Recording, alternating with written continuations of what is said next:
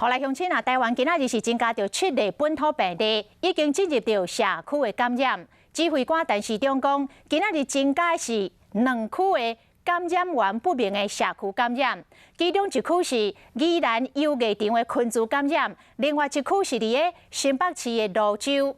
因应着国内出现着感染源不明的本土病例，为着要来防范这个社区的传播，指挥中心这个宣布，即日开始到6月7日，总共4礼拜，提升这个疫情的警戒到第2级。今仔日开始到6月7日，停办室外500个人以上、室内100个人以上的集会活动。继续来听指挥中心的说明。 那相对本来跟大家报告说，我们在社区感染的边缘哈，那我们大家可以把它有出现导入零星社区感染病例，那感染源不明的本土个例，那单周出现3件以上的群聚，那4就是本土的病例快速增加。 我们倒是把它分作这样的4个级那本来是在1级以前那现在因为出现了感染源不明的本土病例，我们就宣布我们这个疫情这样的一个集会的指引就升到第2级第二级。那当我们这个时间实施的日期到6月8号4周观察2个循环那对于就是说避免我们要求避免出入人多拥挤的场所、高感染传播风险场域，那民众必须依照规定全程佩戴口罩，未遵守规定且劝导不听者将严格开罚。所有的集会活动需落实确保民众维持社交距离或全程佩戴口罩，使用隔板或实联制。 体温量测、消毒、人流管制、总量管制、动线规划等措施，那否则应该要暂缓办理。那3，原则上停办室外500人以上、室内100人以上的集会活动。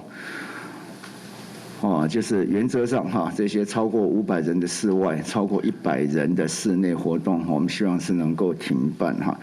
但上述集会活动若能采固定座位且为梅花座、实联制、全程佩戴口罩、禁止饮食，